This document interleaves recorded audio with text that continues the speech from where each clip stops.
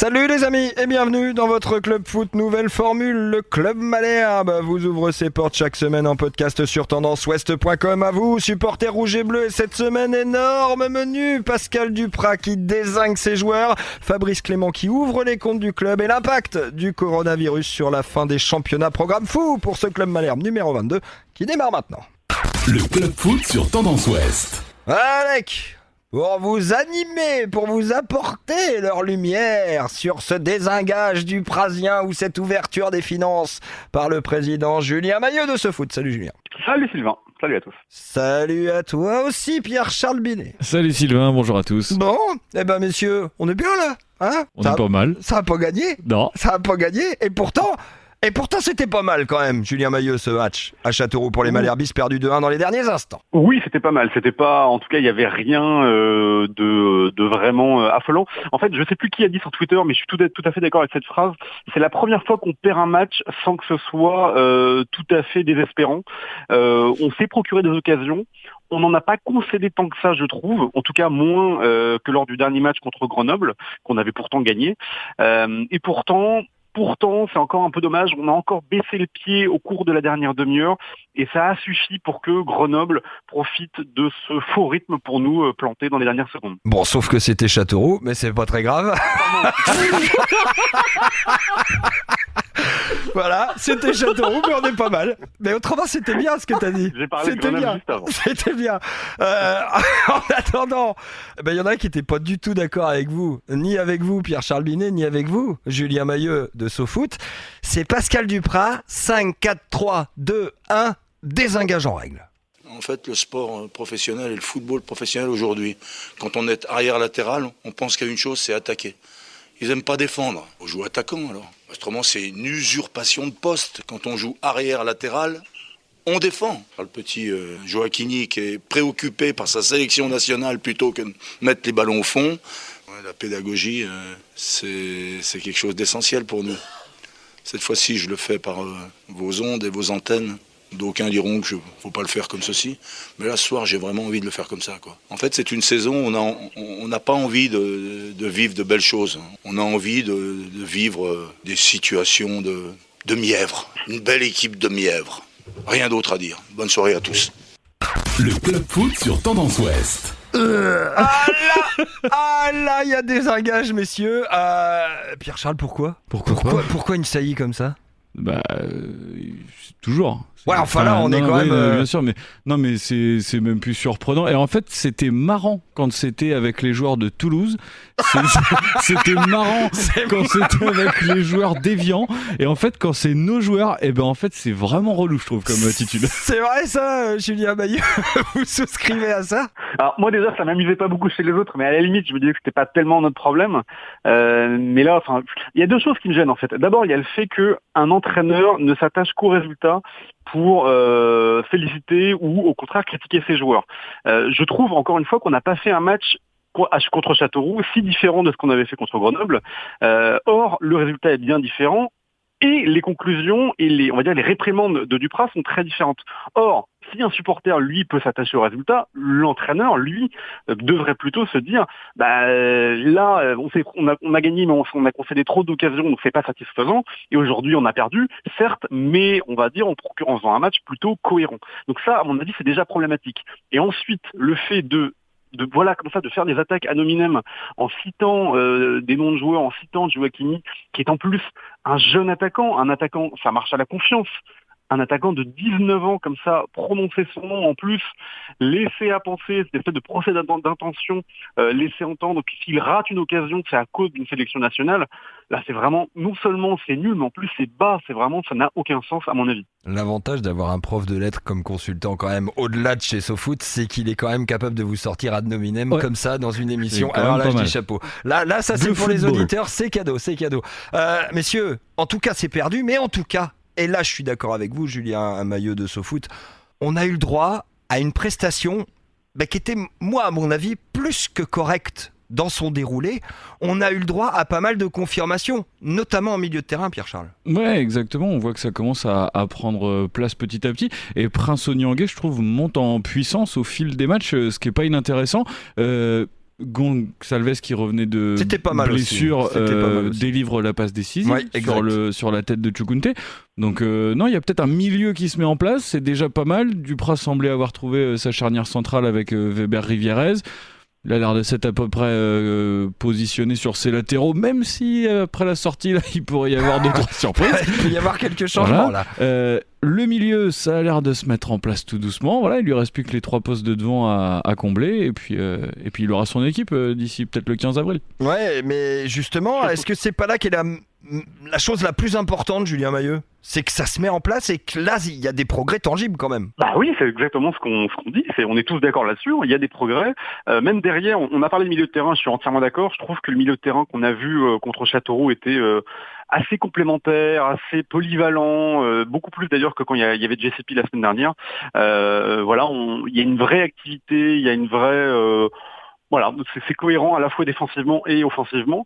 Et même derrière, je trouve que les joueurs qu'on a quand même pas mal critiqués en début de saison, comme Rivierez et... Rivierez, clairement, ça a pris une autre ampleur. Ça fait 2 mois et demi, c'est une autre ampleur.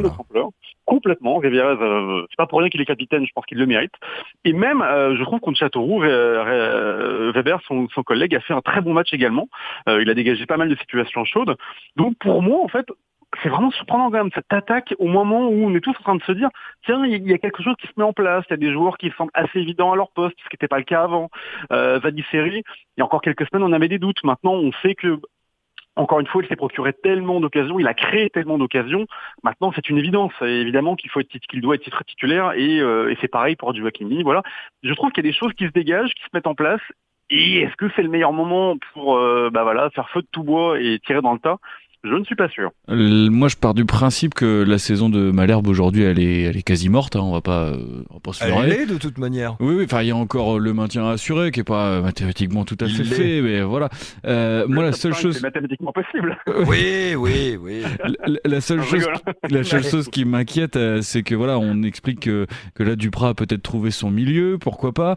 Donc, on a Prince Onyangé qui était censé être vendu cet été, qui ne l'a pas été, qui était toujours disponible à la vente cet hiver, qui n'a pas été vendu, qui va probablement l'être de nouveau cet été.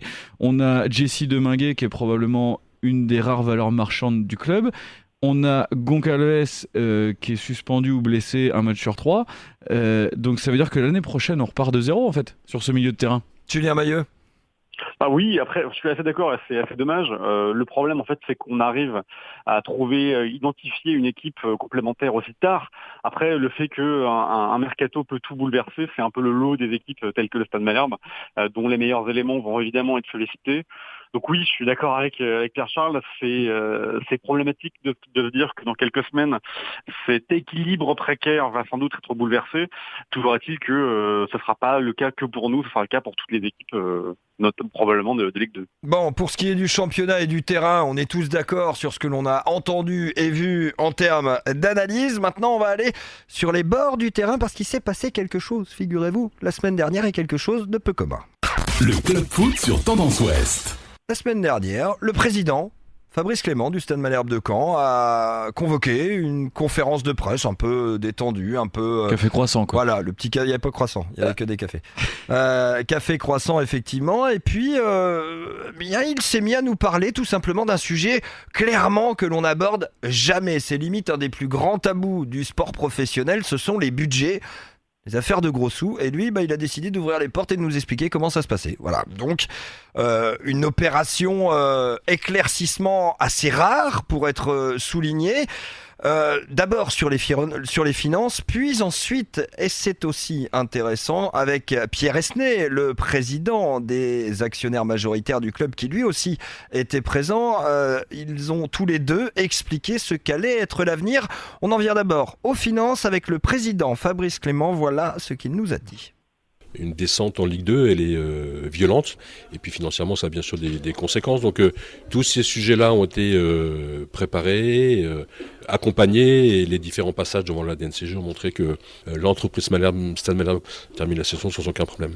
Un club de foot aujourd'hui, par essence, est déficitaire dans le sens résultat financier. Vous avez des recettes qui sont la billetterie, les droits télé, partenaires, les ventes de maillots. Et puis en face de ça, vous avez des charges, dont la masse salariale des joueurs qui est très importante. Il y a besoin de compenser et de créer de la valeur avec des transferts.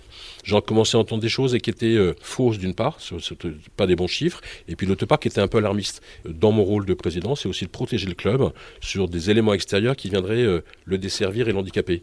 Et je ne laisserai pas faire ces éléments-là. Le Club Foot sur Tendance Ouest. Julien Mahieu, est-ce que, évidemment, vous pouvez retrouver l'intégralité de cette interview sur tendanceouest.com avec les détails que le président Fabrice Clément a pu nous apporter. Est-ce que, Julien Mahieu, ça vous a éclairé sur la situation globale du club, cette opération de Fabrice Clément ? Oui, alors déjà j'ai bien aimé en fait l'effort de communication qui a été fait, le fait comme ça de convoquer, de solliciter des journalistes de la presse locale pour expliquer, pour détailler des choses. Je trouve ça vraiment sain comme comportement, comme volonté. Autant j'ai tendance à critiquer un peu la communication de Pascal Duprat, autant là je trouve ça vraiment cohérent. C'est rare pourtant. C'est rare. Non, là c'est cohérent vraiment. Oui, voilà, c'est cohérent, c'est vraiment sympa en fait comme démarche pour les journalistes et pour les supporters, pour être au courant de tout. Et en même temps, je me dis, cette façon de communiquer, on va dire de si tôt, à mon avis quand même, ça annonce, c'est une façon aussi de se prémunir pour l'avenir. Ça annonce probablement un mercato qui sera très frileux. On a bien compris quand même qu'on roulait pas sur l'or et que la situation n'était pas rose.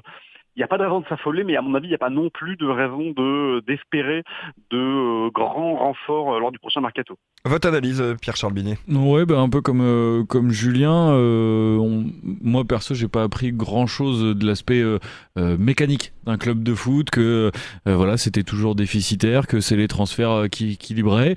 Maintenant, ça veut dire aussi qu'à la fin de la saison, Malherbe va devoir vendre pour équilibrer. Et on en revient à un débat qu'on a eu il y a quelques semaines, qui était juste avant le mercato d'hiver. Quelle valeur marchande à Malherbe, si ce n'est Deminguet, si ce n'est peut-être Gioacchini, même s'il ne défend pas, et peut-être Prince Onyangé, mais qui aura au moins... vendu cher ou pas, ça aura au moins le mérite de faire réduire la masse salariale, et ce qui réduira les charges par essence. Messieurs, il y a eu un autre pan d'aborder dans cette entrevue, puisque Pierre Esnay, extrêmement rare en parole, en l'occurrence le président du SMC10, les actionnaires majoritaires, les 13 actionnaires majoritaires du club, lui aussi s'est exprimé. Alors lui, c'est plutôt pour nous apprendre quelque chose qu'on ne savait pas forcément. Une descente en Ligue 2.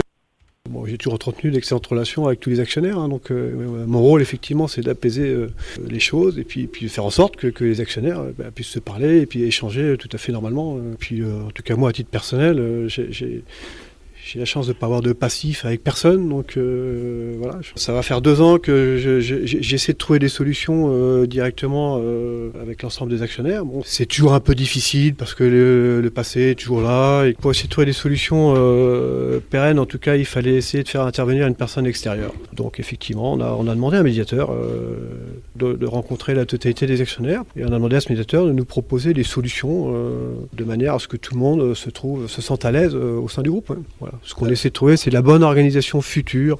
Le temps participe aussi à ce que les choses s'apaisent. Le Club Foot sur Tendance Ouest. Bon, la traduction, elle est simple, messieurs. Depuis l'éviction de Jean-François Fortin en 2018, ça a toujours été la tempête dans ce club des 13 actionnaires, avec les pro-Fortin, dont fait partie Pierre-Antoine Capton notamment, et puis les autres, puisqu'ils ne sont pro plus personne. Maintenant, ils sont les dirigeants du club. Pierre-Charles Binet, on est dans quelle situation là ?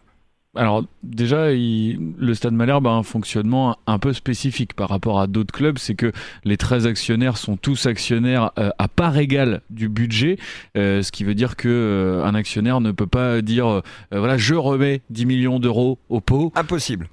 Donc, à moins que les autres remettent aussi. Voilà, il faut que les 13 autres remettent au pot. Alors là, ça fait 130 millions, si je ne me trompe pas, de budget. Alors là, c'est Byzance.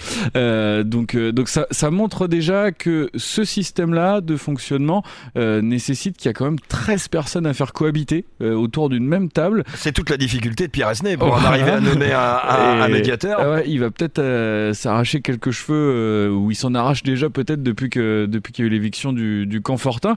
Et on voit que oui, mine de rien, cette éviction-là, bonne ou pas bonne. L'année dernière, dans la bonne forme ou dans une mauvaise forme, chacun jugera, a fait beaucoup de mal au Stade Malherbe, ça c'est certain. Mais est-ce que, même sans ce départ, on n'aurait pas eu aussi à terme, à un moment, les limites de ce modèle de 13 actionnaires majoritaires à part égale ? Julien Maillot de SoFoot, ça vous inspire quoi, ce que vous venez d'entendre de la part de Pierre Esnay ? En fait, ce qui m'étonne moi un tout petit peu, c'est de voir que les 13 actionnaires, et notamment Pierre Esnay, soient aussi confiants en la viabilité de ce projet dans un club professionnel en fait, sur le long terme. Que c'est fonctionné pour l'instant, admettons, est-ce que ça a encore réellement un avenir aujourd'hui? Pour sauvegarder, si. En cas de descente, ça l'a prouvé à chaque descente et c'est encore en train de le prouver à celle-ci, Jean-François Fortin présent ou pas, le modèle permet d'éviter le crash absolu qu'ont pu connaître des équipes comme Sochaux, comme Nancy dans les dernières années. En revanche, où je vous rejoins, c'est en cas de montée. Oui, voilà, mais il y a quand même un problème avec tout ça. C'est-à-dire à la limite, on peut douter de l'intérêt, on va dire, stratégique et financier en cas de descente. Ça, je peux bien l'admettre.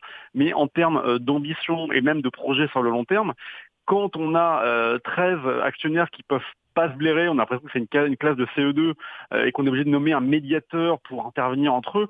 Enfin, on est où là ? Est-ce qu'on peut vraiment pas trouver un modèle un tout petit peu plus cohérent que ça pour gérer la destinée d'un club professionnel ? Personnellement, j'ai un petit doute à ce sujet. On sait très bien qu'il y a plein de gens qui peuvent pas se voir. Est-ce qu'on peut vraiment espérer progresser dans ces conditions-là ? Moi, c'est à ce niveau-là que j'ai un doute en fait.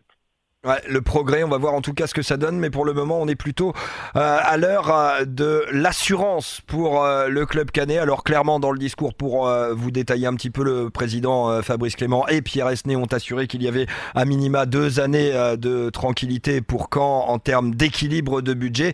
Après, advienne que pourra, d'où l'importance effectivement précitée par Fabrice Clément de créer de la richesse dans cet effectif.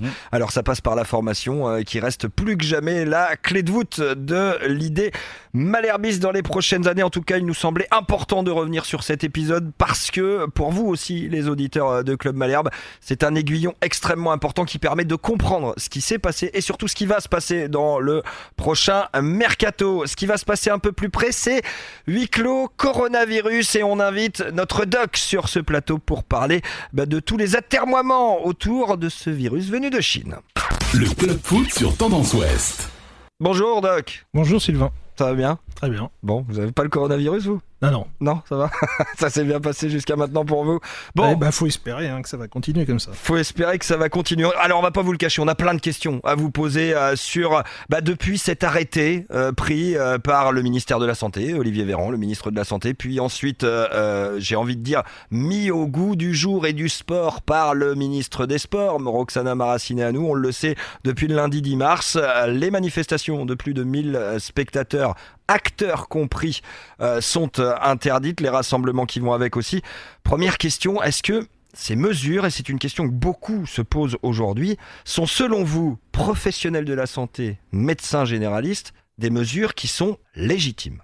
Moi, tout à fait. Je pense tout à fait parce qu'en fait, le ministre l'a bien expliqué, mais il y a plusieurs épidémiologistes qui l'ont expliqué auparavant, c'est que l'épidémie, elle est inévitable, le virus va se répandre. Le vrai souci, il n'est pas tellement au niveau individuel. On sait effectivement que ça atteint les personnes fragiles, que ça atteint les personnes âgées, donc il faut effectivement limiter au maximum la contamination pour éviter le maximum de problèmes.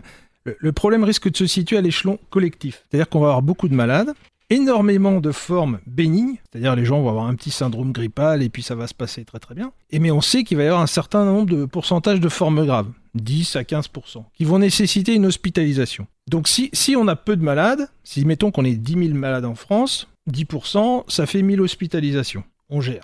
Si on a 1 million de malades, 10%, ça fait 100 000 hospitalisations. Ça va être beaucoup plus compliqué à gérer. Donc, l'idée, c'est de freiner au maximum l'épidémie pour qu'on ait le moins de malades possible et pour qu'on ait le moins d'hospitalisations, pour qu'on puisse gérer le danger. Il est essentiellement pour le système de santé, pour qu'on puisse prendre en charge tout le monde. C'est pour ça qu'ils veulent retarder au maximum l'épidémie, lisser dans le temps, parce que même si on a beaucoup de malades, il ne faut pas qu'ils arrivent tous en même temps. Donc moi je pense que toutes les mesures qui sont prises pour limiter la contagion sont bonnes. Pierre-Charles, question. Mais alors est-ce qu'il y a... on va dire, est-ce que faire 1000 personnes dans un stade, c'est mieux qu'une dizaine de mille comme on peut avoir en Ligue 2 au Havre ou à Caen, ou même peut-être 20 ou 30 000, voire 40 sur des stades de Ligue 1 ? Pourquoi au final ne pas mettre un huis clos complet d'office ? D'où vient ce 1000 ? Est-ce que ça change quelque chose ou pas, ces 1000 personnes ? Moi je pense que ça change pas grand chose. De toute façon, les stades, je crois que le problème il est réglé, c'est huis clos. Ou 1000 personnes. Ou 1000 personnes. Alors, 1000 personnes, ça peut se défendre. Parce qu'en fait, le virus il saute pas non plus à la figure comme ça. On sait qu'en Italie, il faut une distance, si on reste à 1 mètre, 1 mètre 50 et qu'on prend les mesures habituelles, bien se laver les mains, pas s'embrasser, on sait qu'on va pas être contaminé. Ça protège la distance. Donc 1000 personnes dans un stade de 20 000, on peut largement espacer les personnes. Après, c'est une organisation un peu particulière, c'est un peu curieux, mais ça peut se tenir de ce fait-là, quoi. Bon, après, je pense que le mieux, c'est quand même de chacun faire un effort et de limiter au maximum les contacts. Justement, on pense à tous ces sportifs. Alors là, on va élargir un peu plus, aller voir ce qui se passe au basket, au handball, dans différents sports qui sont soit en salle, soit à l'extérieur. Comment on fait au niveau régionaux ou au niveau fédéraux pour se prémunir ? Parce que là, il n'y a pas foncièrement, et c'est rare même, 1000 spectateurs dans une manifestation ou dans un match de handball ou de basket. Pour l'instant, je pense qu'il n'y a pas de décision de prise, effectivement. Tout le monde s'en tient aux consignes officielles qui varient tous les jours, hein. Que ce soit en France ou en Italie. Est-ce qu'elles vont encore varier selon vous ? C'est probable. Peut-être pas à l'échelon national, mais localement, déjà les consignes ne sont pas les mêmes dans l'Oise, par exemple. Les rassemblements de plus de 50 personnes sont interdits dans l'Oise parce qu'il y a des foyers. Donc en fait, c'est adapté en fonction de la situation de chaque région. Donc dans l'Oise, je pense qu'ils n'ont pas les mêmes problématiques qu'en Normandie, par exemple, aujourd'hui. Aujourd'hui, est-ce que selon vous, on en fait trop autour de cette épidémie ? C'est difficile à savoir, c'est un virus qu'on ne connaît pas. On a 2 mois de recul. Il y a des bonnes nouvelles qui viennent de Chine, c'est-à-dire qu'ils sont en train de fermer tous les hôpitaux, les contaminations cessent. On dit ça fait 2 mois, c'est très bien. En Chine, il faut quand même mettre un bémol, c'est qu'il y a eu un confinement extrêmement sévère qui n'arrivera pas en France et qui de toute façon, s'il était imposé en France, ne serait pas respecté. Donc c'est aussi pour ça qu'on voit par exemple que le métro, pour le coup, à Paris n'est pas fermé, que des gros centres type Disney sont pas encore fermés, par exemple. Disney, je comprends pas pourquoi. Le métro, ça s'explique parce que le métro, effectivement, ça va paralyser toute l'activité économique, ça met tout le pays à l'arrêt. Et pour ne parler que d'une seule chose, à Paris, si vous supprimez le métro, supprimez les transports, la plupart des soignants ne pourront pas se rendre à leur travail. Et ils vont être indispensables. Et ça vaut pour les villes aussi, ça, ce que vous êtes en train de dire, les villes de Rouen, de Caen, oui, du Havre, le tram, ça vaut le pour bus, toutes les bien villes. sûr. Quel avenir vous donnez à cette situation ? Aujourd'hui, on est dans des huis clos quasi totaux pour le sport. Est-ce que ça va aller au-delà du 15 avril ? Est-ce qu'il faut déjà se préparer, pour être clair, à ce que ce soit pas stoppé le 15 avril ? Ouais, faut être assez optimiste. Là, quand même, les mesures, je pense qu'il y a beaucoup de choses qui ont été faites depuis le départ. C'est quand même bien martelé toutes les mesures qu'il faut prendre. Si chacun les respecte, les contraintes sont pas importantes pour chacun d'entre nous, hein, si on regarde bien. Si on respecte ça, on peut quand même espérer qu'on limite la contagion et que l'épidémie est la même cinétique qu'en Chine, que finalement, dans 2 mois, ça se tasse. Bon, 15 avril, on sera peut-être un peu juste, mais on peut penser que fin avril, on va être dans la même situation qu'en Chine, à savoir sur un déclin, donc pourquoi pas. Après, c'est vrai que ce qu'on dit aujourd'hui, ce sera peut-être complètement battu en brèche par ce qui va se passer demain, après-demain. Le fameux stade 3, on en vient à ça, on en entend beaucoup parler, tout le monde en parle, et pas grand monde sait véritablement ce que c'est. Vous le savez ? Le stade 3, clairement, c'est quand on est en phase d'épidémie, et alors pour écouter un peu tout ce qui est infectiologue, épidémiologue, virologue, et médecins, clairement, depuis quelques jours, tous les médecins s'accordent à dire qu'on est déjà en phase 3. Donc d'un point de vue strictement médical, je pense qu'on y est déjà. Politiquement, on semble n'être qu'en phase 2. Ce passage en phase 3, il va être nécessaire, selon vous, au niveau de la santé publique, à un moment ou à un autre ? Ouais, je pense que finalement, c'est pas tellement phase 2, phase 3. C'est qu'en fait, au fur et à mesure, ils vont adapter des mesures qui vont être plus ou moins contraignantes et qu'en fait, peu importe... Je pense pas que ça change grand-chose. En fait, c'est plus les mesures qui vont s'imposer les unes à la suite des autres. Des mesures qui, évidemment, impactent les organisations. Vous le savez tous maintenant, les différentes organisations sont extrêmement barriérées aujourd'hui. Vous l'avez su il y a quelques instants avec DocPain, justement, et on va continuer avec vous, cher docteur, que c'est parti pour durer. Pierre-Charles, une autre question peut-être sur un autre domaine. Alors, c'est pas forcément du médical, mais là, moi, je souhaite surtout bon courage. Alors... au HAC et au Stade Malherbe aussi, parce que là, on leur dit, voilà, vous avez le droit d'accueillir 1000 personnes dans le stade. Donc à Caen, il y a eu 7000 abonnés, je crois, c'est ça. Donc qu'est-ce qu'on fait ? On fait un tirage au sort, on ferme les loges, on garde que les populaires, on se grille avec les partenaires. Comment on fait ? On ferme tout. Ah bah moi, je pense que c'est déjà compliqué la situation pour les clubs. Le mieux, ça serait de tout fermer, parce que de toute façon, on va se créer un problème. En accueillant 1000 personnes sur les 7000, 8000, ça va créer des contestations forcément.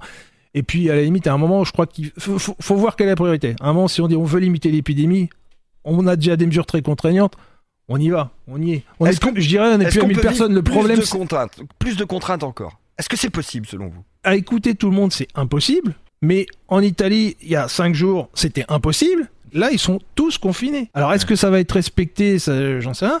En théorie, tout est possible. C'est vrai qu'en pratique... Mais vous, sur le terrain, vous se sentez bien ? Comment ça se passe, non ? Eh ben, pour l'instant, c'est un petit peu compliqué. Je pense qu'on n'est pas du tout prêt à avoir des mesures plus contraignantes. Juste un sondage qui est sorti, et moi, je suis pas du tout surpris du résultat de ce sondage qui a été fait hier. Ne pas se serrer la main, qui est quand même un truc très utile. Il y a un sondage qui est sorti, il y a 85% des gens qui continuent à se serrer la main. C'est pas une mesure... Et quand on réfléchit, c'est une mesure extrêmement peu contraignante. C'est pas très agréable, mais c'est extrêmement peu contraignant individuellement. 85% ne la respectent pas. Donc faut faire comme le doc, faut faire coucou quand on arrive là. Voilà, c'est ce qu'il a fait coucou. Merci Doc Pain, ça fera 25 € pour vous la consulte ? C'est ça ? Ça fera 25 € pour cette consultation spéciale Club Malherbe du Doc Pain. En tout cas, on espère vous avoir aiguillé sur les suites qui vont se profiler à propos de ce coronavirus et à propos du Stade Malherbe aussi, que l'on retrouve dès vendredi à Valenciennes, 20h tout pile. Et nous, on se retrouve la semaine prochaine pour de nouvelles aventures en rouge et bleu. Salut ! Podcast by Tendance Ouest.